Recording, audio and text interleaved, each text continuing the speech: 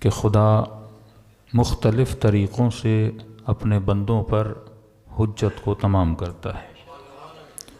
کوئی بندہ قیامت میں یہ نہیں کہہ سکتا کہ خدا نے مجھ پر حجت کو تمام نہیں کیا۔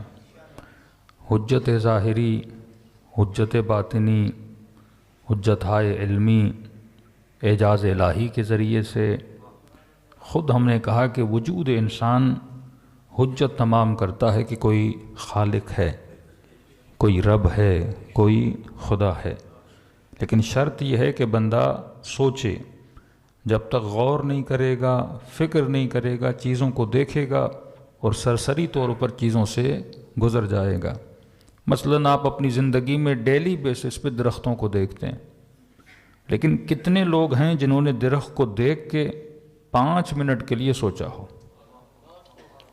کتنے لوگ ہیں جو درخت کا پتا یا دانہ اٹھائیں، اپنی ہتھیلی پہ رکھیں اور یہ سوچیں کہ یہ دانہ ایک دن، یہ درخت ایک دن دانہ تھا، اور یہ دانہ جو آج دانہ ہے یہ کل درخت بننے کی صلاحیت رکھتا ہے۔ کتنے لوگ ہیں جو زمینوں کو دیکھ کر، فصلوں کو دیکھ کے سوچتے ہیں کہ ایک ہی رنگ کی مٹی، ایک ہی قسم کا پانی، ایک ہی زمین میں 2 مختلف دانے ڈالو، 2 مختلف ذائقے بنا کے نکالتی ہے۔ سائنس یہ تو بتاتی ہے یہ گرو کس طرح کر رہا ہے، لیکن سائنس آج تک یہ نہیں بتا پائی کہ یہی مٹی کسی کو میٹھا بناتی ہے۔ یا تو یہ ہو کہ آم کے درخت کو کوئی اور پانی دیا جائے، گندم کو کوئی اور پانی دیا جائے، لیموں کو کوئی اور پانی دیا جائے، یا مثلا موسمی کی کوئی اور زمین ہو، ہر پھل کی الگ زمین ہو۔ ایسا تو ہے ہی نہیں نا۔ ایک ہی زمین میں آدھے ایکڑ میں ایک چیز کو ڈالو، دوسرے ایکڑ میں دوسری چیز کو ڈالو، وہی پانی دو، لیکن جب زمین خود کو چیر کے وہ دانہ نکلتا ہے تو اس میں سے کوئی لال بن کے گلاب بن جاتا ہے، کوئی پیلے رنگ کا پھول بن کے نکلتا ہے، وہی زمین سے کوئی کھٹاس بن کے نکل رہا ہے، کوئی مٹھاس بن کے نکل رہا ہے۔ تو سائنس پروسیس کو بتاتی ہے، لیکن یہ نہیں بتاتی کہ یہ میٹھا کیسے بن رہا ہے، یہ کھٹا کیسے بن رہا ہے، یہ نہیں بتاتی کہ مثلا اس کی شکل و صورت ایسی کیوں بن رہی ہے۔ وہ پروسیس کو دیکھ سکتی ہے لیکن اس کی حکمت کو کبھی آپ کے سامنے بیان نہیں کر سکتی۔ یہی ہے کہ اولی الالباب کے لیے ہم نے زمین میں کیا رکھی ہیں؟ نشانیاں رکھی ہیں۔ یہ چھوٹے سے چھوٹا درخت بھی آپ کے اوپر حجت کو تمام کر رہا ہے۔ کل قیامت کے دن یہ مت کہنا کوئی خدا نہیں تھا، اگر نہیں تھا تو ان سب کو بنا کون رہا تھا؟ خود وجود بشر، خود وجود انسان کہ 5 منٹ کے لیے بندہ خود کو آئینے میں دیکھے، یہ شکل، یہ صورت، یہ بناوٹ، یہ نازک پن، یہ سب کچھ کس نے بنایا انسان کو؟ کہ کون سی چیز کہاں، کتنا عدل ہے، کتنا عدل ہے انسان کے وجود میں۔ کوئی چیز اضافی نہیں ہے۔ آنکھیں 2 ہیں، کان 2 ہیں، کڈنیز 2 ہیں، ٹانگیں 2 ہیں، ہاتھ 2 ہیں، سب 2 کر کے دیا۔ کبھی سوچا زبان ایک کیوں دی؟ دل ایک کیوں دیا؟ ہر چیز خدا نے جو انسان کے وجود میں رکھی ہے وہ عدالت کے بنیاد پہ رکھی ہے۔ اب وہ کیونکہ بتاتا ہے کہ میں خدائے عادل ہوں، میں نے نظم رکھا ہے تمہارے وجود میں، تو کیسے ممکن ہے وہ بدن میں تو عدالت کو رعایت کرے، بدن میں تو عدالت کا خیال کرے، لیکن جب کوئی ہادی دے تو وہ ہادی عادل نہ دے۔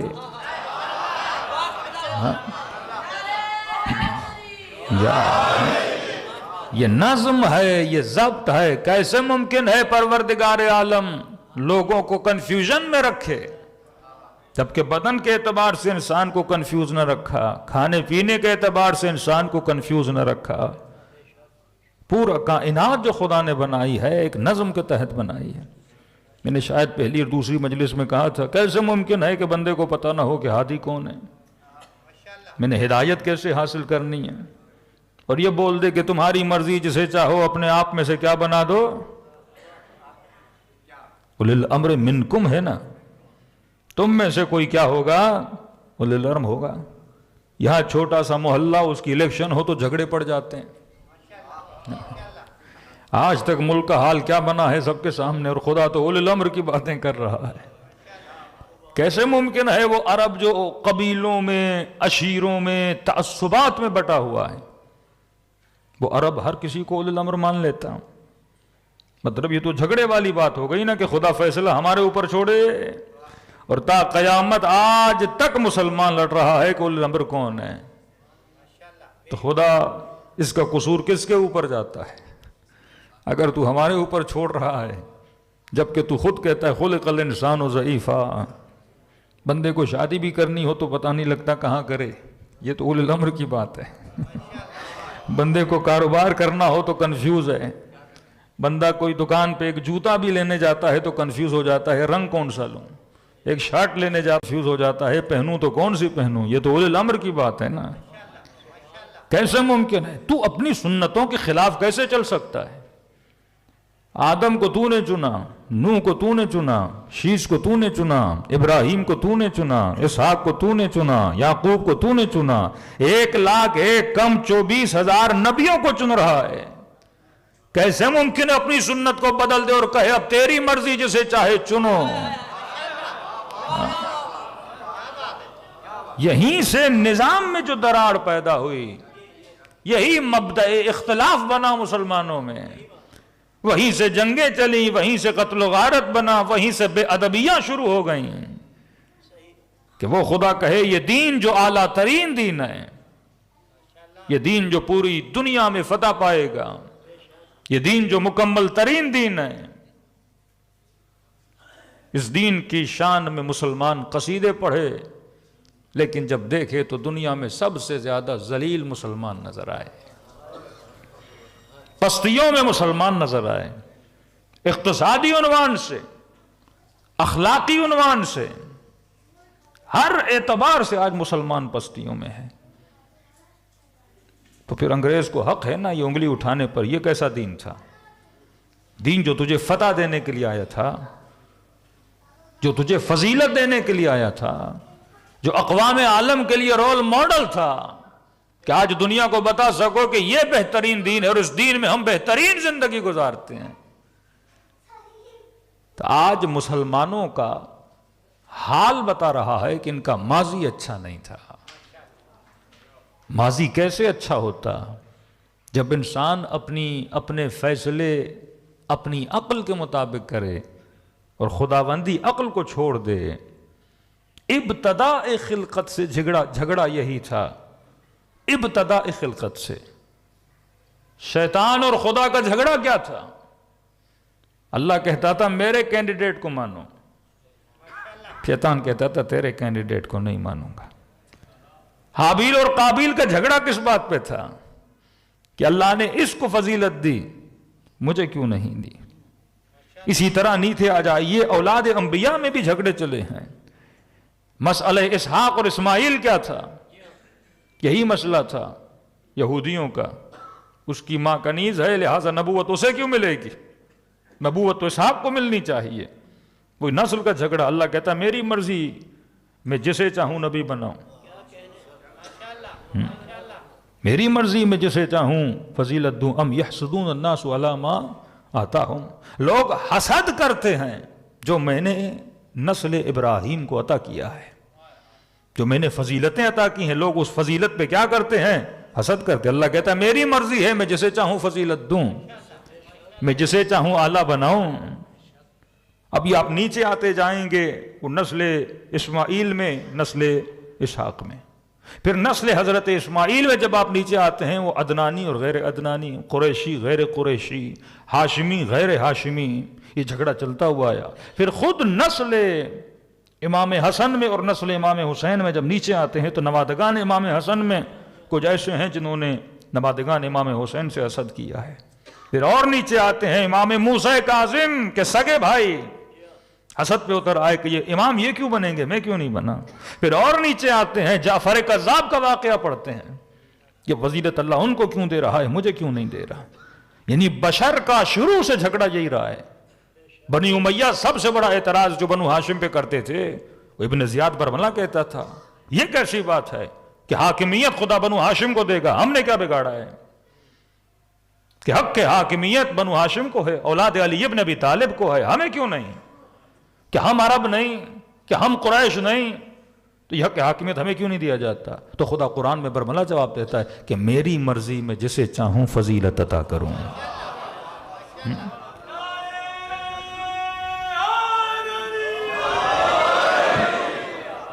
میری مرضی ہے، میں جسے چاہوں ولایت عطا کروں. تجھے بادشاہت لگتی ہے، تجھے نسل پرستی لگتی ہے، تجھے جو لگتا ہے لگتا رہے، میری مرضی ہے. ہاں میں نے جسے یہ مقام عطا کیا ہے اگر اس میں کوئی کمی ہے تو تم اعتراض کر سکتے. اگر میں علی کو مقام ولایت دے رہا ہوں، تجھے علی کا علم کم لگ رہا ہے تو اعتراض کر سکتے ہو، علی کی حکمت کم لگ رہی ہے تو اعتراض کر سکتے ہو، علی کی شجاعت کم لگ رہی ہے تو اعتراض کر سکتے ہو. ہاں میں نے علی کو ولایت دی ہے، اگر تیرے پاس علی سے بہتر ہے تو کینڈیڈیٹ لا کر دکھا.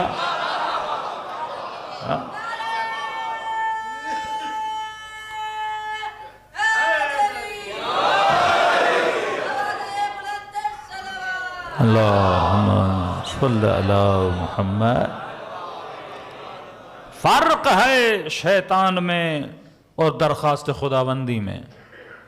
شیطان تقابل کرنے لگا کہ اسے مٹی سے بنایا، مجھے آگ سے بنایا، وہ اپنی طرف سے فضیلتیں بنانے لگا. اللہ نے کہا مٹی بھی میری مخلوق ہے، آگ بھی میری مخلوق ہے. یہ کیسے تو بول سکتا ہے کہ آگ مٹی سے افضل ہے؟ ملائکوں نے کہا خدا اسے سجدہ کیوں کریں؟ کَوَلَّمَ آدَمَ الْأَسْمَاءَ كُلَّهَا، ہم نے آدم کو سارے اسماء کا علم دے دیا.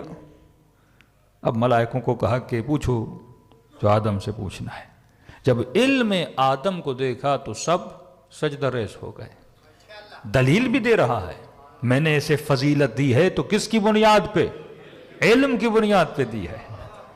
آدم ملائکۃ اللہ کا استاد بنا کہ کہا کہ آدم انہیں سکھاؤ جو اسماء میں نے تجھے بتائے ہیں.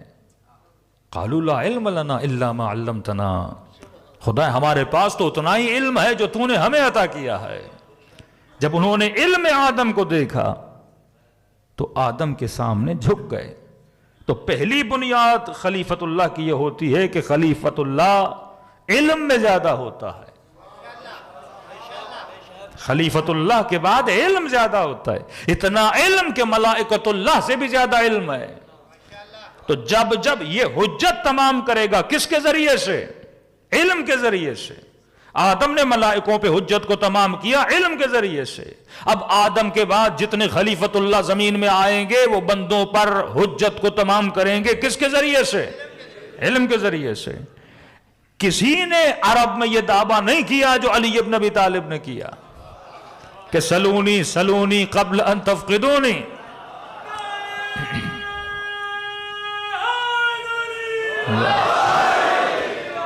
پوچھو جو کچھ علی سے پوچھنا ہے. کس کے لیے رسول نے کہا کہ انا مدینۃ العلم وعلی بابھا، میں شہر علم ہوں، دروازہ کون ہے؟ علی ابن ابی طالب ہے. وقت کا حاکم ہے لیکن جب مشکل پڑتی ہے تو مشکل کشا کے پاس جاتا ہے. وہ دور جناب ابا بکر کا ہو یا جناب عمر کا ہو، دونوں ادوار میں جب مشکل پڑی، کوئی بھی علمی ایک مسئلہ نہیں، جا کے کتب کو کھولیے. مثلا ایک مثال کے طور پہ ذکر کر رہا ہوں، ایک خاتون تھی، اس کو بدکاری میں پکڑا گیا. حاکم نے سزا سنائی، اسے سنسار کیا جائے. اسے لے جا رہے تھے، علی بن ابی طالب کی نگاہ پڑی. امام نے کہا کس لیے لے جا رہے ہو؟ کہا حاکم نے حکم دیا ہے سنسار کیا جائے. امام نے کہا یہ حکم اس پہ لاگو ہوتا ہی نہیں. کہا حاکم نے حکم دیا ہے، کہ دیا ہو، لاگو نہیں ہوتا. واپس لے آؤ اسے حاکم کے دربار میں. جب لے آئے تو انہوں نے کہا علی نے بولا ہے حکم صحیح نہیں ہے. تو وقت حاکم نے کہا کہ علی کیسے بول سکتے ہیں حکم صحیح نہیں؟ قرآن کی آیت ہے جو ایسے فاحشہ اور بدکاری میں مبتلا ہو اسے سنسار کیا جائے. امام نے کہا حکم قرآن میں حکمتیں ہوتی ہیں. میں نے کہا نا عقل مند صاحب حکمت ہوتا ہے، ڈائریکٹ حکم نہیں، حکمت کو بھی سمجھو. اللہ حکمت کیسے بیان کیا کرتا ہے کہ کیا مطلب حکمت ہوتی ہے؟ کہ یہ حکم قرآن تو ہے لیکن کس کے لیے ہے؟ اس بندے کی کنڈیشن بھی تو دیکھو کہ کیا مطلب کہ کوئی بھی حکم اسلام ہو وہ کچھ بندے اس حکم سے مستثنا ہیں. حدیث سنائی کون سے مستثنا ہے؟ مثلا کوئی بندہ نیند کی حالت میں ہو اور اس سے کوئی کام سرزد ہو جائے اس پہ حکم لاگو نہیں ہوتا. کوئی بندہ ہو جو حالت جنون میں ہو، مجنون ہو، پاگل ہو، پاگل کو سزا نہیں دی جاتی. امام نے کہ اس خاتون کی حالت دیکھو، اس کا ذہنی توازن نہیں ہے، یہ مجنون ہے. ہاں مجنون پہ حکم لاگو نہیں ہوتا. امام جواد کے زمانے میں حکماء پریشان تھے، چور کو جب سزا دی جائے تو ہاتھ کو کہاں سے کاٹا جائے؟ قرآن کہتے ہیں ہاتھوں کو کاٹو. ہاتھ کو بھائی کہاں سے کاٹیں؟ آدھے سے کاٹیں، پورا کاٹیں، بازو تک کاٹیں. عربی میں جو ید ہے، اب ید کا مقدار کہاں تک ہے؟ فَاغْسِلُوا أَيْدِيَكُمْ ہے نا، اپنے ہاتھوں کو دھو. اب بندہ اتنا دھو لے کہ وضو ہو گیا. ہاتھ کہاں تک جائے؟ کونیوں تک جائے. اب یہ پورا ہاتھ ہے. اب چور کا جب کاٹنا ہے تو کتنا کاٹنا ہے؟ وقت کے حاکم نے کہا پورا ہاتھ کاٹا جائے. اختلاف ہوا، مسئلہ حل نہیں ہوا. کہ دلیل بھی تو چاہیے، تو دلیل محکم ہو. تو امام جواد کو بلایا گیا. امام جواد نے کہا چور کے ہاتھ اگر کاٹنے ہیں تو انگلیاں صرف کاٹو.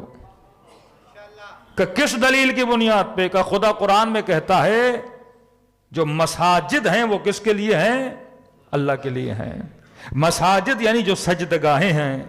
بندہ جب سجدے میں جاتا ہے تو ہتھیلی کو زمین پہ رکھتا ہے. اگر آپ سجدے میں گئے اور ایک ہاتھ اوپر تھا، یا سجدے میں گئے آپ کا انگوٹھا زمین پر نہیں تھا یا گھٹنے زمین پہ نہیں تھے، یہ ساتوں اعضاء اگر زمین پہ نہ لگے تو بندے کا سجدہ صحیح نہیں ہے. کہ مساجد اللہ کے لیے ہے، تجھے ہرگز اجازت نہیں تو اس کا پورا ہاتھ کاٹے.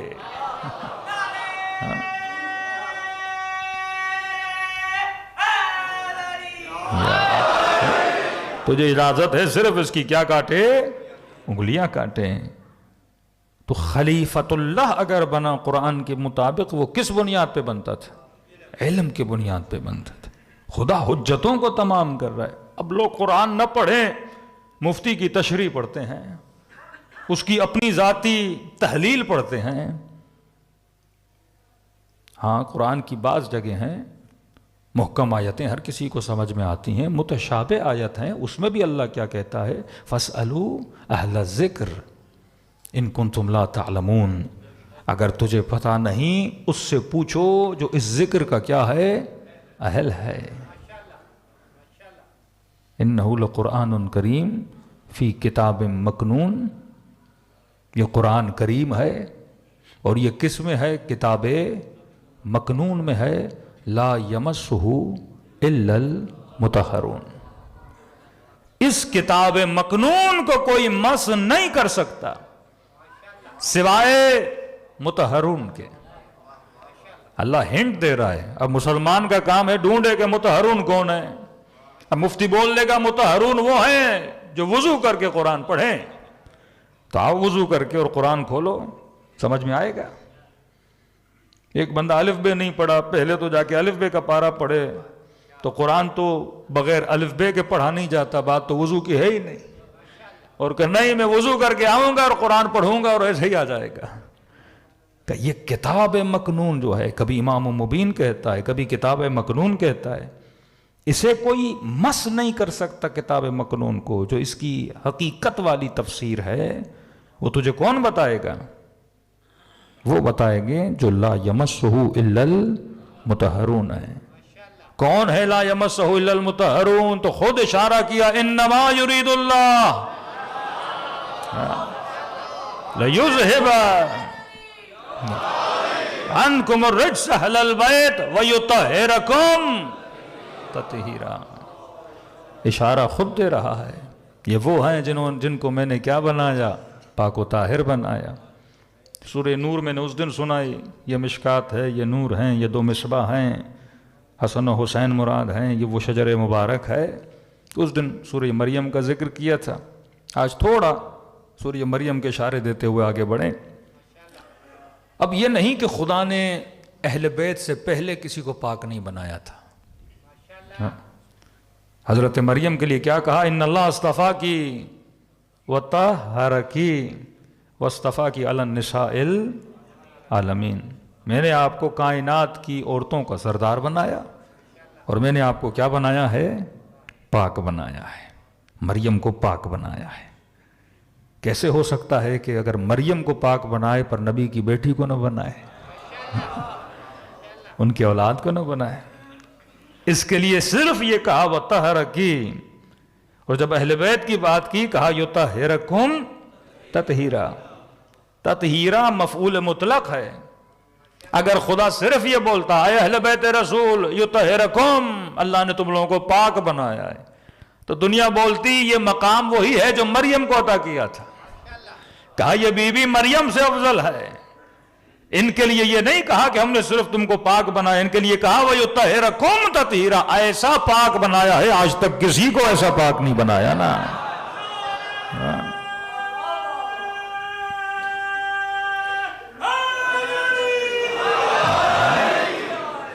یطہرکم تطہیرا ہے، یعنی تم میں سے ترک اولا بھی کوئی نہیں کر سکتا. یہ مقام ہم نے تم اہل بیت کو کیا کیا ہے؟ عطا کیا ہے. میں نے کہا سورہ مریم کی جو مریم ہے وہ امت مصطفیٰ کی فاطمہ ہے. سورہ مریم کے جو زکریا ہیں وہ ہماری امت کے محمد ہیں. سورہ مریم میں جو حضرت یحییٰ ہیں وہ اس امت کے حسین ہیں. ہاں یہ اللہ شاہ. سورہ مریم کے جو حضرت مسیح عیسیٰ ہیں وہ اس امت کے امام زمانہ ہیں. کہ نبی فرماتے ہیں الساع بالساع. کہ اللہ ذکر کیوں کرتا ہے؟ کیونکہ اللہ نشان امتیں وہی کرتی ہیں جو پچھلی امتوں نے کیا ہے. جو کچھ بنی اسرائیل نے کیا وہ سب کچھ میری امت کرے گی. بنی اسرائیل نے ہارون کا انکار کیا، امت محمد نے علی کا انکار کیا. عجیب ہے، نبوت کا سلسلہ آیا موسیٰ تک. موسیٰ کے بعد نبوت کا سلسلہ چلا نہیں. اولاد موسیٰ میں نبوت نہیں ہے. پھر نبوت کس سے چلی؟ اولاد ہارون سے چلی. یہاں نبوت کا سلسلہ حضرت رسول پہ ختم ہوا. امامت کا سلسلہ کس سے شروع ہوا؟ ہارون سے شروع ہوا. ہارون کے 12 جانشین ہیں. یعنی یہ کہوں حضرت موسیٰ کا پہلا جانشین کون ہے؟ ہارون ہے. حضرت موسیٰ کا آخری جانشین کون ہے؟ عیسیٰ ہے. ہمارے نبی کے پہلے جانشین کون ہیں؟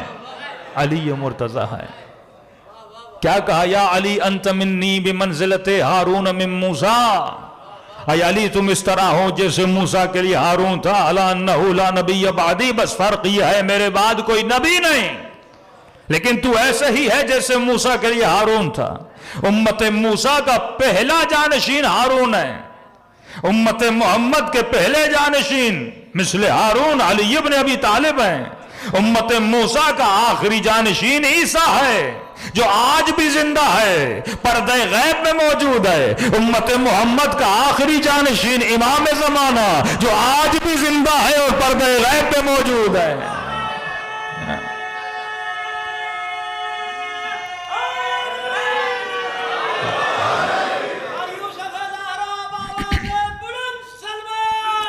اللہم صلی علی محمد وعجل فرجہم. اور اس سے زیادہ خدا نشانیاں کیا بتائے؟ مسئلہ یہ کہ مسلمان تورات اور انجیل نہیں پڑھتا. قرآن کی کئی چیزیں سمجھنے کے لیے تورات پڑھنا ضروری ہے. مثلا امام حسین کو زیتون کہا. انبیاء ما قبل میں بھی اللہ یہ مثالیں دیتا ہے. یہ مثال کیونکہ مدینے میں یہودی بھی رہتے تھے. کئی آیت خدا اشارتاً بیان کرتا تھا تاکہ یہودیوں کے لیے کیا رہے؟ نشانیاں رہیں. تورات اور انجیل میں بھی خدا ایسی قسمیں کھاتا ہے. اس درخت کا بہت پرانا ربط ہے درخت زیتون کا. اب جب چیزوں کو پڑھیں گے، جب سلسلے روایات کو اور سلسلے تاریخ انبیاء کو انسان پڑھے گا تو قرآن سے فضیلتیں نکھر کر باہر آ جائیں گی. اب تاریخ یہود کو پڑھیے. کہتے ہیں ہارون کو اللہ نے 3 بیٹے دیے تھے. ایک کا نام شبر تھا, ایک کا نام شبیر تھا, ایک کا نام مشبر تھا. یہ تینوں جو نام ہیں نا, شبر, شبیر, مشبر, یہ عبری زبان کے نام ہیں, عربی نام نہیں ہیں. اور کہتے ہیں ایگزیکٹلی جب آپ شبر کا ترجمہ عربی میں کرتے ہیں تو حسن بنتا ہے, شبیر کا ترجمہ عربی میں کرتے ہیں تو حسین بنتا ہے, مشبر کا ترجمہ عربی میں کرتے ہیں تو محسن بنتا ہے. اور کیا نشانیاں دے کہ خدا کہتا ہے حبیب ہم نے تمہارا ذکر کتب بنی اسرائیل میں کیا ہے, توریت میں ہم نے تمہارا ذکر کیا ہے. اور توریت میں نبی کا نام ہے فارقلید, لفظ آیا ہے باقاعدہ. اور عجیب بات یہ, فارقلید کا ترجمہ جب عربی میں کیا جاتا ہے تو احمد بنتا ہے. اس سے زیادہ اور خدا نشانیاں کیا بتائے, ہر صورت میں بندوں کو نشانیاں دے رہا ہے. میں نے کہا جتنے اعتراضات امام زمانہ پر ہیں سورہ مریم سے آپ اس کا جواب نکال سکتے ہو. ایک اعتراض یہ مثلا بچپن میں کیسے امامت ملتی ہے, اللہ کہتا ہے دیکھو عیسیٰ کی گود میں, مریم کی گود میں عیسیٰ ہے. یا تو قرآن کو مانتا ہے یا نہیں مانتا, یا اعجاز الہی کو ماننے والا ہے یا نہیں ماننے والا. اس کی مرضی وہ 40 سال میں نبوت کے اعلان کے لیے بولے, اس کی مرضی وہ گہوارے میں نبوت کے اعلان کے لیے بولے. وہ جب چاہے اپنے ولی کو ولایت عطا کرتا ہے. عیسیٰ ماں کی گود میں کلام کر رہے ہیں اور آپ کو برملا ملتا ہے بالاخص امام زمانہ کے لیے. 3 سال کی ایج ہے امام زمانہ کی, 3 سال. قم سے جاتے تھے اصحاب جب امام حسن عسکری سے ملنے, وجوہات لے کر جاتے تھے, وجوہات شرعیہ. امام نے ایسے ایسے مسائل کو حل کیا ہے, ہم نے صرف ایک مسئلہ بتایا تھا تو کراچی میں FIR کٹ گئی تھی. وہ ایگزیکٹ امام زمانہ کا کلام تھا کہ یہ جو مناظرے ہوتے تھے لوگوں میں, امام اس کے برملا جوابات دیتے تھے. یہی سورہ مریم میں جو حروف مقطعہ ہیں, کاف, ہا, یا, عین, صاد, ہاں, اس کی تفسیر ہمیں اگر ملتی ہے تو امام زمانہ سے ملتی ہے. یہ ایک روایت ہے کہ لوگ جب جاتے ہیں امام حسن عسکری کے پاس, کہتے ہیں مولا یہ حروف مقطعہ کا مطلب کیا ہے؟ کہتے ہیں 3 سال کا بچہ بیٹھا تھا, اس نے ہمیں بتایا. اب یہ جاتے تھے تو تعارف نہیں ہوتا تھا یہ بچہ کون ہے. کہتے ہیں ہم جاتے تھے, کچھ گئے, اس ٹائم امام کی عمر 5 سال تھی. وہ جو مسئلہ میں نے کراچی میں بیان کیا تو وہ 5 سال کی عمر تھی امام کی. منافقین کے بارے میں امام نے ایک جملہ کہا تھا. یہ جب گئے تو امام کی عمر 3 سال تھی. اب کہتے ہمیں پتہ نہیں تھا. ایک مرتبہ جاتے تھے, یہ بچہ امام کی گود میں تشریف فرما ہوتا تھا. جب 5 سال کی عمر تھی, کہتے ہم وجوہات شرعی لے کر گئے. اب قم سے کسی بوڑھی نے, کسی جوان نے, کسی بندے نے, بھائی امام کو جا کر خمس دینا, کہتے جا کے سامنے رکھے. تو امام نے اس بچے کو اشارہ کیا کہ وجوہات شرعیہ کو جا کے ان سے دریافت کرو. کہتے بچہ آہستہ آہستہ آگے آیا. اس نے کچھ تھیلیاں الگ کیں, کچھ تھیلیاں الگ کی. کہ یہ ہم رکھ لیتے ہیں, یہ جا کر فلاں فلاں بندے کو واپس دینا. اور ایک گٹھڑی اٹھائی کہ اس بڑھیا کا ہماری طرف سے شکریہ بھی ادا کرنا. کچھ پیسے واپس دیے کہ یہ ہم نہیں لیتے کیونکہ حرام کی کمائی کا خمس ہمارے کام کا نہیں ہے. کہ سوال کرنے کی ضرورت نہیں پڑتی تھی, یہ بچہ سوال کو سمجھ جاتا تھا. یہی سوال تھا کاف, ہا, یا, عین, صاد. کہا کہ کاف سے مراد کربلا ہے, ہا سے مراد ہلاکت العطر ہے, عطرت کو مارا جائے گا. یا سے مراد یزید ہے, عین سے مراد عطش ہے, صاد سے مراد صبر زینب ہے. یہ روایت آپ کی امام زمانہ سے. تو بچپن میں نبوت یا بچپن میں امامت اللہ کا کام ہے, جسے چاہے جب کیا کرے, اطاعت اپنا ادا کرے, یہ مقام عطا کرے. قرآن فہمی جب تک ہمارے اندر نہیں آئے گی. 2 طریقے ہیں ایام فاطمیہ میں. ہم جو سب سے بڑی غلطی کرتے ہیں, اس منبر سے دشمنان اہل بیت کا ذکر کرتے ہیں. میری نظر میں وہ اس قابل بھی نہیں ان کا ذکر کیا جائے. اس سے کیا ہوتا ہے, دشمن کو اہمیت مل جاتی ہے. آج ایسے ایسے خبثاء کو اہمیت مل گئی ہے کہ پریشان، معاشرہ پریشان ہے، ان کے آپس میں لڑائیاں شروع ہو گئی ہیں۔ دو طریقے ہیں، یا تو دشمن کا ذکر کرو، اس سے مسائل جنم لیں گے، معاشرتی جھگڑے جنم لیں گے، فرقہ پرستی جنم لے گی، قتل و غارت جنم لے گا۔ دوسرا طریقہ یہ ہے میں دشمن کو چھیڑوں نہیں، میں صرف آل رسول کو پڑھوں،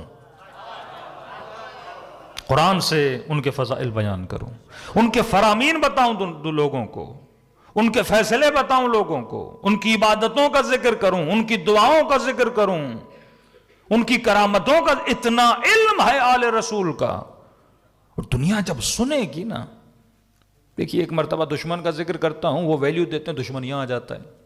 ایک مرتبہ دشمن کو چھیڑنا ہی نہیں ہے، میں نے صرف فضیلت اہل بیت بیان کرنی ہے، تو اتنا اہل بیت اوپر چلے جائیں گے، یہ تو نظر ہی نہیں آئے گا نا۔ اور جب آپ نے دل کے جب آپ نے لوگوں کے دلوں میں محبت اہل بیت کو بھر دیا، تو میں نے کہا محبت کا، پہلی مجلس میں کہا تھا، محبت کا کمال یہ ہے کہ محبت اپنے اندر ہی دشمنی کو جنم دیتی ہے۔ آپ پہلے محبت کو بڑھاؤ، جیسے محبت بڑھ جائے گی آٹومیٹیکلی ان کے دشمن سے نفرت ہو جائے گی۔ یہی برادران اہل سنت کا ایک فرقہ ہے جو اہل بیت رسول سے، صوفیہ فرقہ جو ہے، وہ بڑی محبت کرتا ہے، اور وہ سخت دشمن ہے، دشمن علی کا، ہاں سخت دشمن ہے وہ۔ کیوں؟ کیونکہ آپ نے محبت علی بن ابی طالب کا پیالہ بھر دیا نا۔ اب جب محبت آ گئی، وہ سنے گا، مثلا کسی کتاب میں بھی پڑھے گا کہ فلاں بندے نے علی سے یہ زیادتی کی تھی، علی کو یہ بولا تھا، تو آٹومیٹیکلی، کیونکہ محبوب سے جتنی محبت ہوتی ہے اس کے دشمن سے اتنی دشمنی ہوتی ہے۔ یعنی تولا کے اندر ہی تبرہ ہے، پہلے تولا مضبوط کرو، تبرہ خود بخود اس کے وجود میں آ جائے گا۔ یعنی یہ لازم اور ملزوم ہے۔ آپ نہیں بول سکتے، ایک بندہ کہے کہ مثلا یہاں ٹھنڈک بہت ہے، گرمی چاہیے، تو کوئی کہے کہ نہیں، کمرے کو گرم نہیں کرتے، ہم سورج کی روشنی کو لاتے ہیں، تو سورج کی روشنی کے ساتھ گرمی لازم اور ملزوم ہے۔ جہاں سورج کی روشنی ہوگی وہاں گرمی ہوگی، جہاں آگ ہوگی وہاں گرمی ہوگی، جہاں پانی ہوگا وہاں تری ہوگی۔ یعنی یہ ایسے ہے کہ آپ کسی بندے کو بولیں پانی میں جاؤ، پر اس طرح جاؤ کہ بدن گیلا بھی نہ ہو، یہ نہیں ہو سکتا۔ اگر تم نے اسے ولایت علی ابن ابی طالب کے پانی میں اتار دیا، اگر تم نے اسے محبت اہل بیت کے سمندر میں اتار دیا، وہ تبرہ سے خود بخود اس کے اندر تبرہ کی نمی آٹومیٹیکلی آ جائے گی، تبرہ کی تری اس کے وجود میں آٹومیٹیکلی آ جائے گی۔ یہ وہ حکمت علی ابن ابی طالب ہے کہ سمجھو کس زمانے میں کس طرح تم نے ہمارے مقدمے کو پیش کرنا ہے۔ ہر زمانہ ایک جیسا زمانہ نہیں ہوتا۔ فرمایا کن فی الفتنہ، فتنوں میں ایسے رہو جیسے اونٹنی کا بچہ، نہ کسی کو سواری دیتا ہے، نہ کوئی اس سے دودھ نکال سکتا ہے۔ تو آج بعض ایسے نادان لوگ ہیں جو دشمن کو سواری بھی دے رہے ہیں اور منوں کی تعداد میں دودھ بھی دے رہے ہیں اسے۔ ہم سے ہی دودھ لے کے ہمیں ہی بیچا جاتا ہے، ہمارے ہی کلپس کاٹ کے شیعوں کے خلاف استعمال کیے جاتے ہیں۔ حکمت اگر بندے میں ہو، یا تو جو پڑھو ریفرنس کے ساتھ پڑھو، بات ہی ختم۔ ایف آئی آر کاٹنی ہے، جاؤ کاٹو بھائی اپنی کتابوں کے خلاف۔ ایف آئی آر کاٹنی ہے فلاں تاریخ والے پہ کاٹو، ہمارا کیا جائے؟ ریفرنس کے ساتھ پڑھو، کتاب کا متن پڑھو، اس پہ کبھی آپ پہ ایف آئی آر نہیں کر سکتی، مسائل جنم نہیں لیں گے۔ یعنی بحث کو علمی طریقے سے، دوسرا دشمن کی سائیکولوجی کو پڑھ کے اس حساب سے اس پہ کیا کیا جائے، اس سے جر و بحث مباحثہ کیا جائے، تو اس میں پھر آپ کی کیا ہوگی؟ فتح ہوگی۔ میں بار بار کہتا ہوں، مولا فرماتے ہیں علی والا عقل مند ہوتا ہے، بے وقوف نہیں ہوتا۔ اس مکتب میں بے وقوفوں کی گنجائش نہیں ہے، یہ مکتب صاحبان عقل کا مکتب ہے۔ صلوات پڑھے محمد و آل محمد۔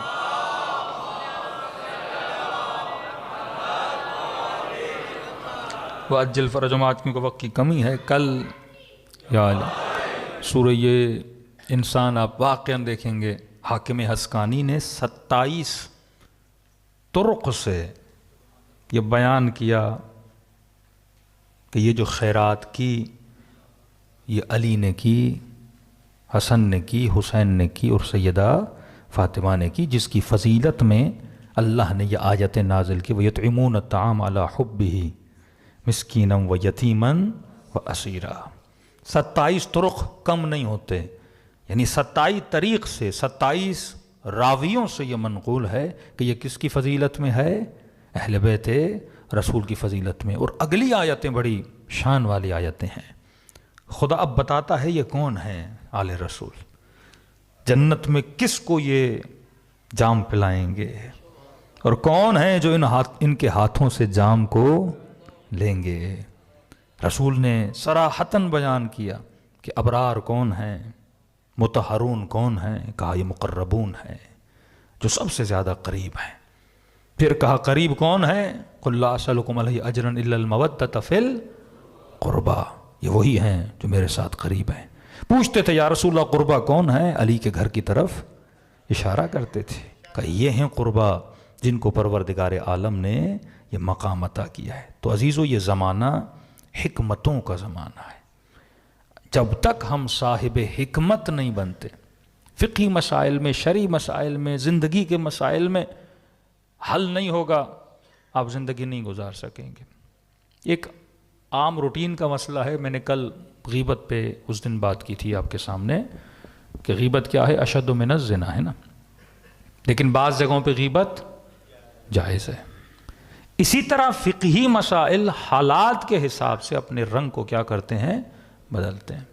ایک مسئلہ جو ہمارے ملک میں، کیونکہ یہ نظام فاسد نظام ہے، فاسق نظام ہے، قوانین بنتے تو ہیں پر قوانین کو چلانے والے فاسق و فاجر ہیں، عدل کا نظام نہیں ہے۔ حکم امام ہے کہ حسن ظن کرنا واجب ہے، پازیٹیو سوچنا، پازیٹیو تھنکر بننا۔ یہاں تک امام نے کہا کہ اگر کسی کو برا کام کرتے ہوئے دیکھو، برا خیال کرنے سے پہلے 70 مرتبہ اچھے خیال کرو۔ یہ حسن ظن کی فضیلت میں۔ مثلاً کوئی بندہ کسی شرابی کے گھر میں گیا، باہر نکل رہا ہے، فوراً جو ذہن میں خیال آتا ہے وہ کون سا، برا والا آتا ہے نا، وہ یہ بھی شرابی بن گیا، شراب لے کے نکل رہا ہے۔ امام فرماتے نہیں، 70 ٹائم اچھے خیالات کو سوچو۔ مطلب اپنی فکر کو ٹریننگ دو، یہ صرف کس کو سوچے، اچھائی کو سوچے۔ مثلا یہ سوچو، ہو سکتا ہے اس سے قرضہ لیا ہو، پیسے واپس کرنے گیا، ہو سکتا ہے اس کے بیٹے کا ایکسیڈنٹ ہو گیا ہو، خبر دینے گیا ہو سکتا ہے اس کی ماں بیمار ہو، پوچھنے گیا ہو سکتا ہے اس بندے خدا کو نصیحت کرنے گیا ہو کہ یہ گناہ نہ کرو۔ دیکھیے نا، فکر کو عادت ہو، یہ پوری مشین ہے، جب تک آپ کا برین اس چیز کا عادی نہیں بنتا آپ کے اندر سکون نہیں آئے گا۔ آج زندگیوں میں سکون کیوں نہیں؟ کیونکہ طرز فکر وہ نہیں جو طرز فکر علی ابن ابی طالب تھا۔ آج معاشرے میں فکر تو فکر یزیدی ہے، مطلب ہمارے سوچنے کا طریقہ ہو سکتا ہے خدا نہ خواستہ یزیدی طریقہ ہو۔ سکون تب آتا ہے ما رأیت الا جمیلا، اطمینان علی ابن ابی طالب۔ یہ سکون کہاں سے ملتا ہے؟ کہ میں نے کہا مولا گلی سے چلتے تھے، لوگ علی ابن ابی طالب کو گالیاں دیتے تھے، برا بھلا کہتے تھے، اور مولا گھر آ کر کہتے تھے کہ یا علی آپ کو برا کہہ رہے تھے؟ ہاں، کہ میں نے یہ سوچا ہو سکتا ہے کسی اور علی کو کہہ رہے ہیں۔ وہیں پہ مولا نے اس کو ٹرانسفر کر دیا کسی اور علی کی طرف، اپنی طرف لیا ہی نہیں۔ اب جتنا آپ اپنی طرف لوگے اتنی کیا پیدا ہوتی جائے گی، نیگیٹیوٹی پیدا ہوگی، اس سے غصہ پیدا ہوگا، انتقام کا احساس جنم لے گا۔ کہ نہیں، حسن ظن کرو 70 مرتبہ۔ سننے والا بڑا ڈیٹ تھا، اس نے کہا علی اگر 70 مرتبہ بھی اچھا سوچوں، پھر 71ویں مرتبہ برا خیال آئے پھر تو امام نے کہا تجھ جیسا میں نے پہلی بار سوال ہی دیکھا ہے بھائی، 71ویں بار بھی برا خیال آئے تو کیا کروں؟ مولا نے فرمایا اب اپنے آپ کو کہو اے نفس بدبخت، میں 70 نیکیاں بیان کر رہا ہوں تو ایک ہی برائی پہ اٹکا ہوا ہے۔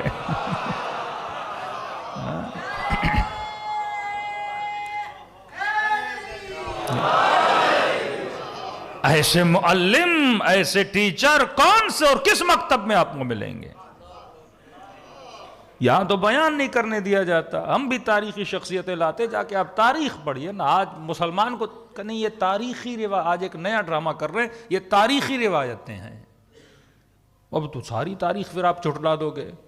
وہ صفین ہے، وہ جمل ہے، وہ مارقین ہیں، وہ قاسطین ہیں، وہ تاریخ اسلام ہے، وہ تاریخ رسول ہے، وہ مکے کی تاریخ ہے، وہ مدینے کی تاریخ ہے، وہ فتوحات ہیں، سب تو تاریخ ہے. پھر سب کا انکار کر دو، کیونکہ ان کو پتہ یہ تاریخ میں جائیں گے حقیقت، اخلاق، کردار، رفتار، شجاعتیں، بزدلیاں سب تاریخ میں کیا ہو جاتی ہیں؟ آیا ہو جاتی ہیں. ٹائم ہی نہیں نا. مسلمان کو اتنا بزی کر دو کہ یہ اپنی کتابیں بھی نہ پڑھے، تاریخ بھی نہ پڑھے، ہدایت کیسے ملے گی؟ اسلاب اور ارحام اور گزشتگان کی تاریخیں ہیں جو انسان کو کیا دیتی ہیں؟ ہدایتیں دیتی ہیں. امام نے کہا عجیب ہو، 70 نیکیاں پھر بھی تو ایک ہی برائی پہ اٹکا ہوا ہے. اب ایک اصول بنا کہ ہمیشہ کیا کرو؟ حسن ظن کرو. ایک اخلاقی پوائنٹ ہے. لیکن سنو میرے مولا کیا فرماتے، کہا کہ کہاں پہ حسن ظن کرنا ہے؟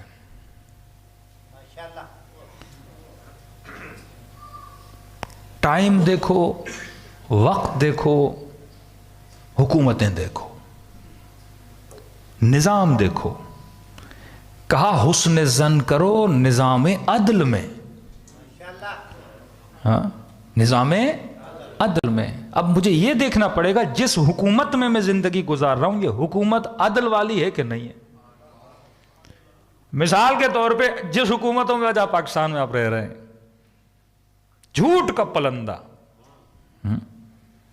پورا نظام ہی جھوٹا ہے، جھوٹی حکومتیں. فرماتے ہیں جھوٹے نظام میں، فاسق نظام میں، فاجر نظام میں حسن ظن کرنا حرام ہے. یہ حکمت. مثلاً آپ کسی ایسی کنٹری میں رہ رہے ہیں جس کا نظام بڑا مضبوط ہے، جوڈیشلی سسٹم مضبوط ہے، نظام مضبوط ہے، اس نظام میں کوئی جھوٹ نہیں بولتا. وزیر کا جھوٹ پکڑا جائے فوراً کیا کرتا ہے؟ ریزائن کر دیتا ہے. نظام کفر کا ہے پر اس میں عدل ہے. اب وہاں پہ کوئی بولتا ہے کہ مثلاً یہ چیز آپ، یہ کام آپ کا کل ہو جائے گا یا آپ کا پرسوں کر دیں گے یا آپ کو کوئی وعدہ دیتا ہے، تو حسن ظن کرو، کیونکہ نظام کس کا ہے؟ عدل کا ہے. کوئی جھوٹ نہیں بولتا اس نظام میں. لیکن اب پاکستانی نظام میں آ کے بندہ بولے میں حسن ظن کروں گا، تباہ ہو جاؤ گے. یہاں بولے بھی نا آپ کا کام ہو جائے گا، پہلے سوء ظن کرو. جھوٹا ہے یہ. کہیں ٹوپی تو نہیں پہنا رہا مجھے. یہ نظام ہی ایسا ہے، نظام جور ہے، نظام فضل. یہاں پہ حسن ظن نہیں کرنا. یہاں رات ایک بات ہوتی ہے، صبح ایک اور بات ہوتی ہے. ہاں، اپنی اسمبلیاں دیکھیے، اپنے نیک ایم پی ایم این اے دیکھیے، عادل و صالح وزیر دیکھیے. صبح پارٹی سے وعدہ کرتے ہیں، رات کروڑوں میں بک جاتے ہیں. تو یہاں کوئی حسن ظن کرے گا؟ ایم پی اے بول جائے نہیں کل آپ کو ہم آپ کو ہی ووٹ دیں گے. کہیں مولا علی نے کہا حسن ظن کرو، اس پہ حسن ظن کرنا ہی نہیں ہے. یہ صبح سے شام تک سوء ظن کرنے کے لائق ہے. اس ملک میں نہ وزیروں پہ نہ کسی بھی حاکم کی بات پہ آپ نے حسن ظن ہی نہیں کرنا یہاں پہ، کیونکہ نظام فاسق ہے، نظام فاجر ہے، سوء ظن ہے. اب ایک بہت بڑا ایشو جو ہماری سوسائٹی کا ہے، ایک تو مسئلہ یہ مولوی صرف حکم بیان کرتے ہیں، حکمت بیان نہیں کرتے. بیچارے لوگ پھنس جاتے ہیں، زندگیاں لوگوں کی تباہ ہو جاتی ہیں. جس طرح میں نے آپ کو ڈر کی مثال دی تھی نا، مولا فرماتا جس چیز سے ڈرو اس میں کود جاؤ. وقت کم ہے آج، کیونکہ آپ کے بعد ستری وٹ میں مجلس ہوتی، بیچارے وہاں 9:30 کا ٹائم ہے. یار کل میں 8 بجے آیا تو سارے لوگ باہر بیٹھے تھے. آج مجبوراً پھر میں اسی ٹائم پہ آیا جس ٹائم پہ آپ آتے ہیں. تو یہ قوم، میں نے کہا حسن ظن میں نے آج نہیں کیا میں نے سوء ظن کیا. میں نے کہا یہ ٹائم پہ آنے والے نہیں ہیں. نظام ایسا ہے نا، تو آپ کو اس حساب سے چلنا پڑتا ہے.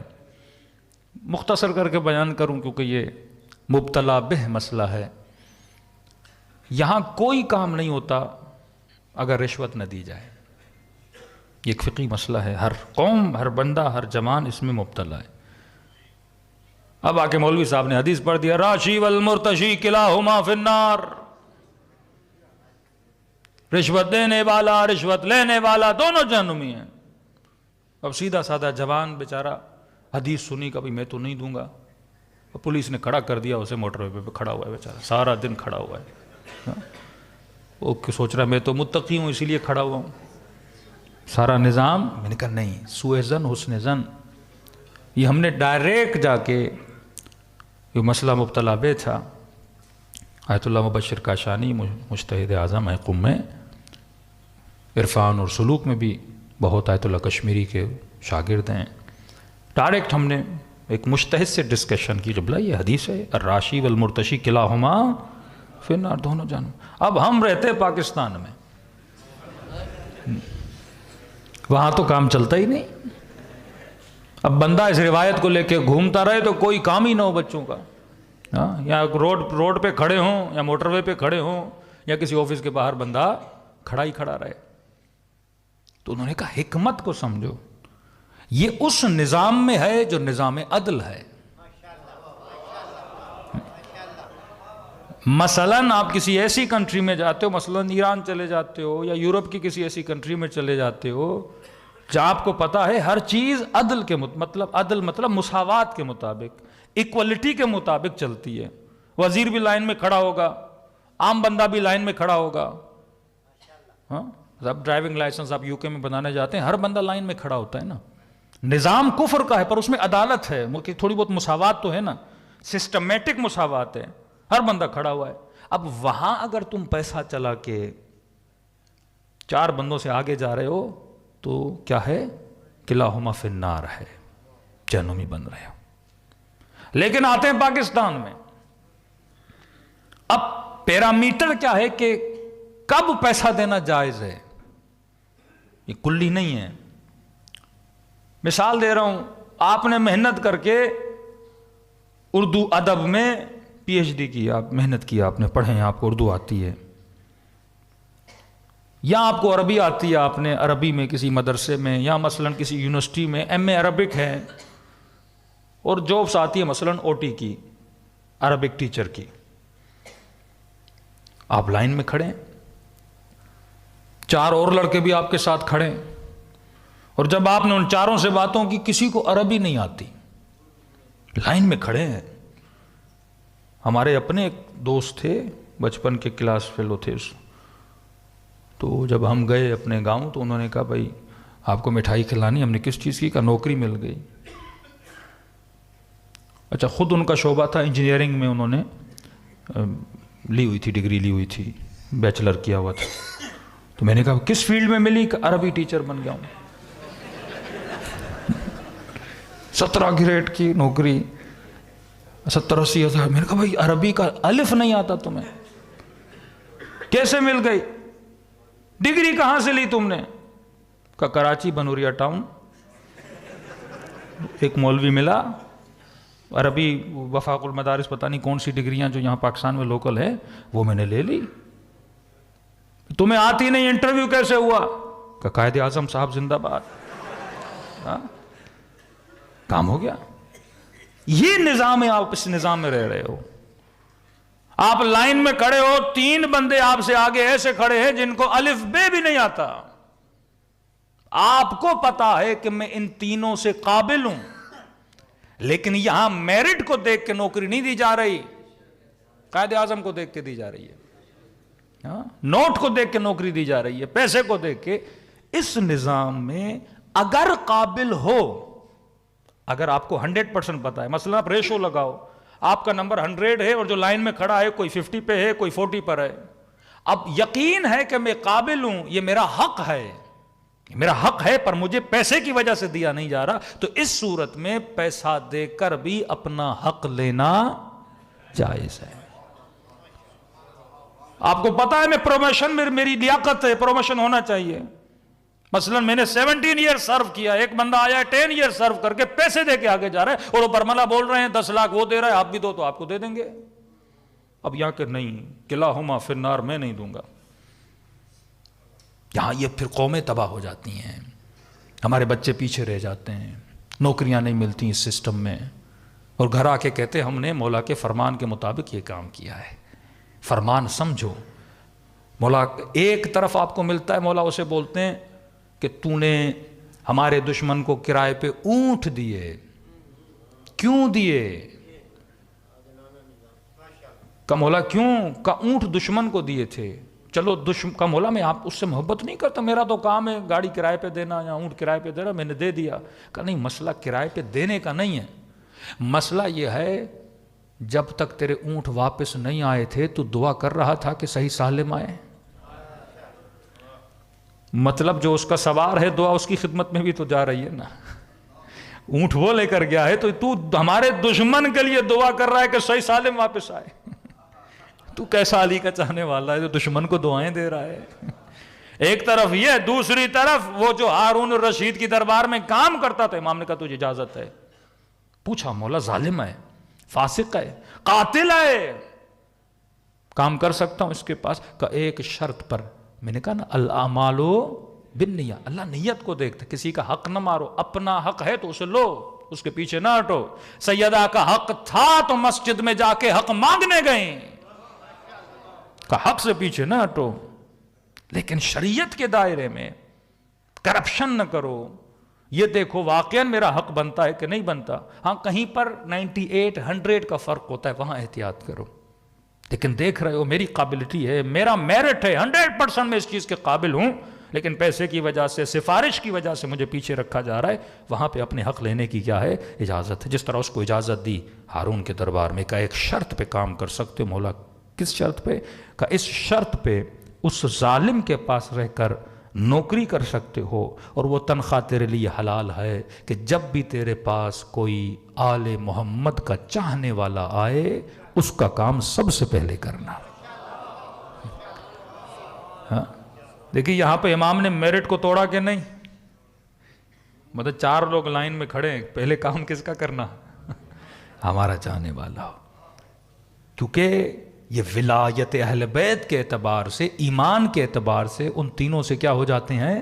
بہتر ہو جاتے ہیں.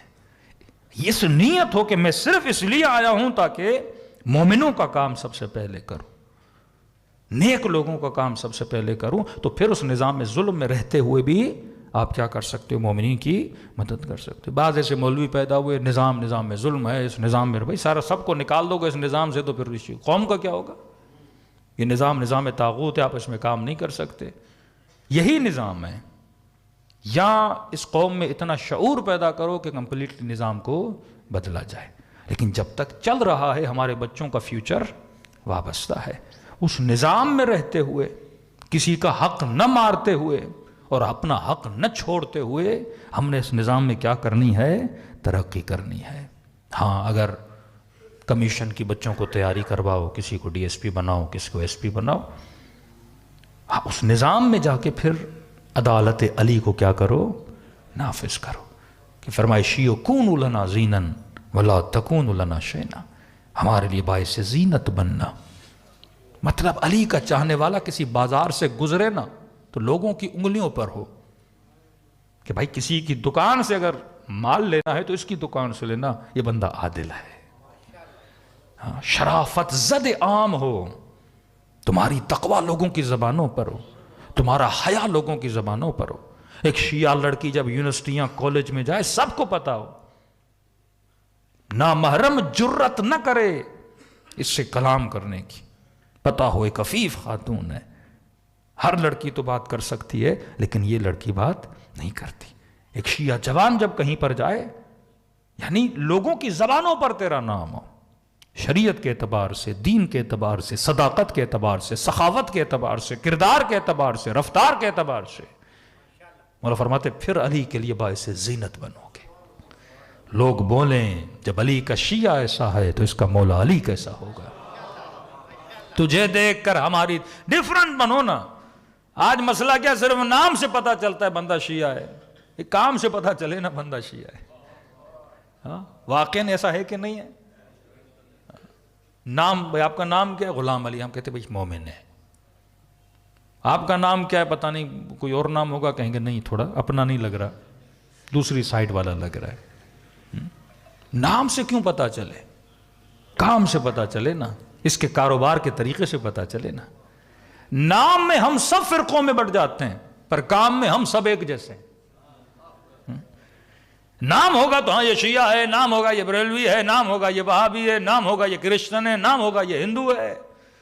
لیکن جب ایک مارکیٹ میں دکانوں میں لوگوں کی لین دین دیکھتے ہیں نا, سب ایک جیسے, اس میں تو پتہ ہی نہیں لگتا مسلمان کون ہے اور کافر کون ہے.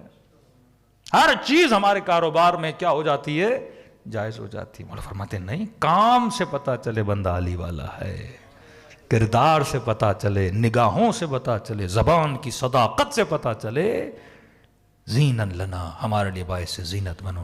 اگلا جملہ بڑے تکلیف کا جملہ ہے، ولا تکون لنا شینا۔ تکون ہے مطلب ایسے لوگ ہیں، جب مولا خدشہ ظاہر کر رہے ہیں نا، علی کے لیے باعث ذلت نہ بننا۔ بندے کا بیٹا نیک ہو نا، چار بندوں کے سامنے فخریہ بولتا ہے یہ میرا بیٹا ہے، یہ ڈاکٹر صاحب، یہ انجینئر صاحب، یہ باادب، یہ بااخلاق، میرا بیٹا ہے۔ لیکن اگر اولاد ناخلف ہو نا، فاسق ہو، فاجر ہو، اپنی بھی ہو نا، بندہ بتاتے ہوئے گھبراتا ہے، منہ پھیر دیتا ہے، خاموش ہو جاتا ہے، کل کسی کو پتہ نہ چلے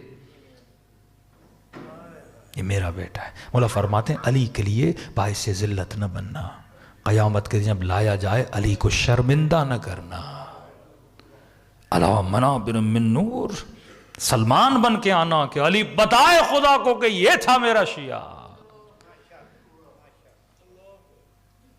یزید کن پہ فخر کرے گا؟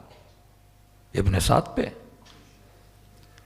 شمر پہ، خود بھی ذلیل ہوا اور قیامت میں اس کی فوج نے بھی اسے کیا کیا؟ ذلیل کیا۔ لیکن جب حسین ابن علی آئیں گے حبیب ابن مظاہر کو لے کر، علی اکبر جیسے بیٹے کو لے کر، زینب جیسی بہن کو لے کر، ہاں سیدہ آئیں گی نا فخریہ طور پہ، حالانکہ عباس بیوی کا بیٹا نہیں ہے،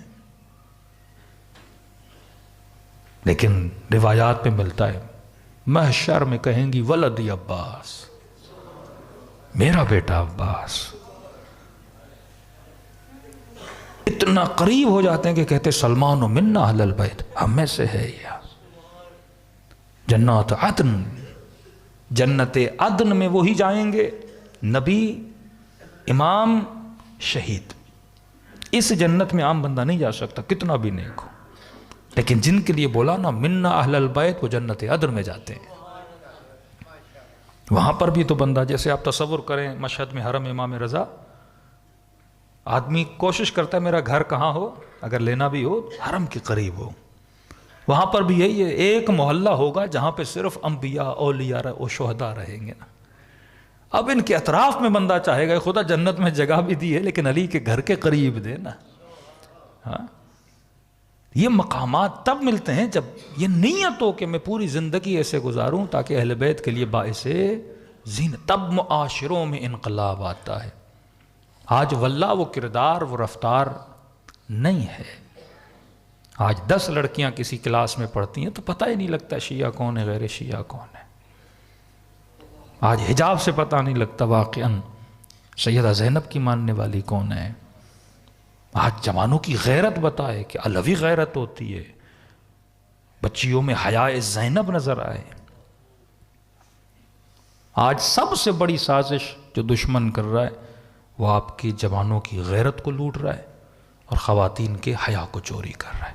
یہ وہ زمانہ ہے کہ فرماتے ہیں آخری زمانے میں ایمان کو بچانا ایسے ہے جیسے اندھیری رات میں کالے پتھر پر ایک چونٹی کو چلتا ہوا دیکھے اور بندہ ڈھونڈے، آگ کے انگارے کو ہاتھ پہ رکھے۔ مشکل ہے واقعاً، میڈیا کا زمانہ، سوشل میڈیا کا زمانہ۔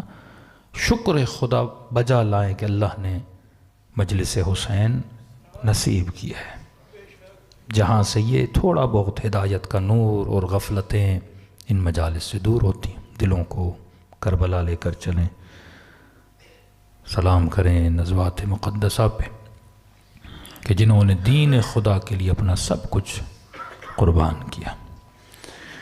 السلام علی الحسین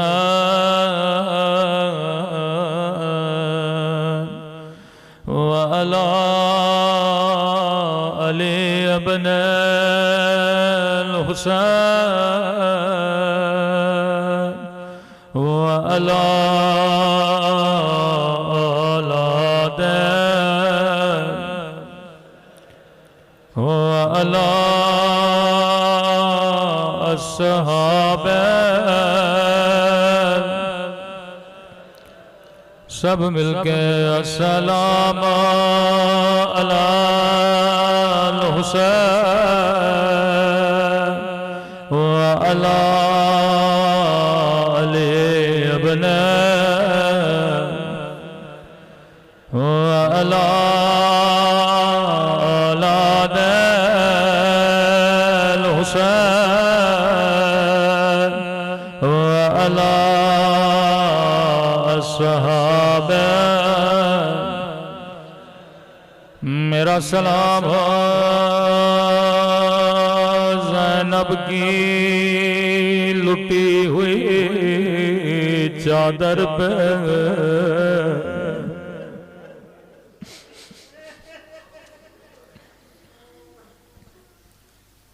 یہ سلام میرے نئے حجت خدا امام زمانہ کے سلام ہے۔ آج وقت کم ہے، مختصر مولا کے چاند 5 سلام سن لیجئے۔ یہ جملے کسی ذاکر کے نہیں، فرزند زہرا امام زمانہ کے ہیں۔ فرمایا ہے میرے جد پہ رونے والو تو پانی روتا ہے، تیرا امام زمانہ خون روتا ہے۔ آئے میرے جد پہ رونے والا تو سن کے برداشت نہیں کرتا، لیکن میں نے اپنی آنکھوں سے یہ منظر دیکھے۔ تو سال میں چند مہینے روتا ہے، لیکن فرمایا ہر روز نماز عصر کے بعد خدا مجھے میرے دادا کا خون بھرا کرتا دکھاتا ہے۔ بدلت دموع دماء، آئے میرے دادا میں آسموں کے بدلے آپ پہ خون روتا ہوں۔ سنیں گے اپنے جد پہ کیسے سلام کرتے۔ فرمایا میرا سلام زخمی کلائیوں پہ جنہیں پس گردان باندھ گیا تھا۔ کربلا میں بڑی مصیبتیں آئیں، لیکن ان تمام مصائب میں امام نے زخمی کلائیوں کو یاد کیا۔ میں نے کہا تھا واللہ اگر مدینے میں علی کے ہاتھوں میں رسیاں نہ باندھی جاتی، کبھی کربلا میں زینب کے ہاتھوں میں رسیاں نہ باندھی جاتی۔ میرا سلام ان زخمی کلائیوں پہ جنہیں پسے گردان باندھا گیا تھا۔ میں نے بڑا سوچا امام زمانہ نے اس مصیبت کو یاد کیوں کیا۔ بی بی زینب کو تازیاں آنے لگے، ظالم نے نوکے نیزہ سے بی بی زینب کو مارا۔ پیاس برداشت کی، بھوک برداشت کی، لیکن امام نے وہ مصیبتیں یاد نہ کی، بلکہ کہا میرا سلام ان کلائیوں پہ جنہیں پسے گردن باندھ گیا۔ جب میں نے کربلا کی یہ روایت پڑھی مجھے امام کا جملہ سمجھ میں آیا۔ راوی کہتا ہے 11 محرم کو زینب ایسے گری جیسے عباس گرے تھے۔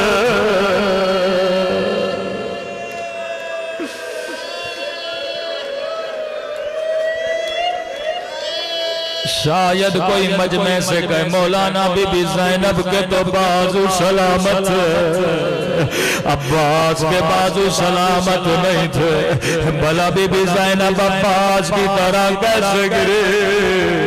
میں نے کہا جواب میں نہیں دوں گا۔ امام زمانہ فرماتے ہیں میرا سلام میری پھوپھیوں پہ جن کے ہاتھوں کو ان کی گردن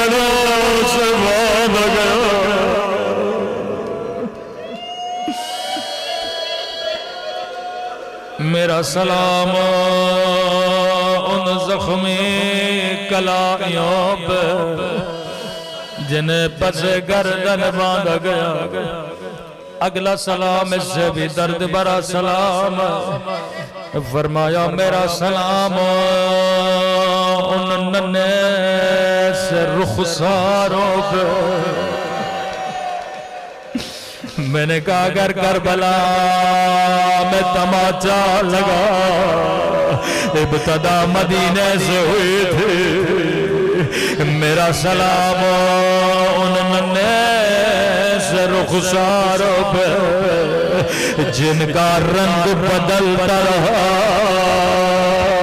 یہ نہیں کہا جن کا رنگ بدل گیا بلکہ بدلتا رہا. کبھی شمر کے تماچوں نے رنگ نیلا کیا, کبھی ظالم کے تماچوں نے رنگ کالا کیا.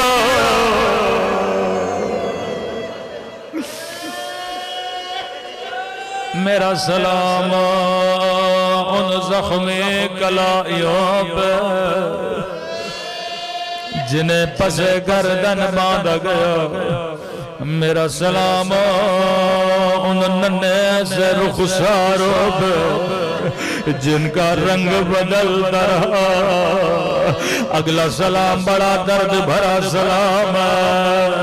فرمایا میرا سلام ان خشک ہونٹوں پہ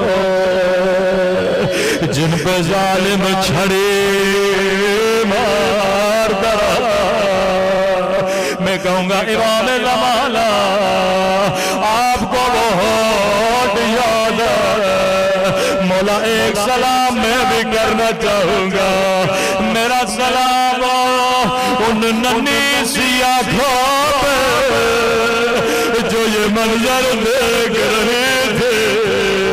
اللہ کسی بچی کو بابا کی کٹی کر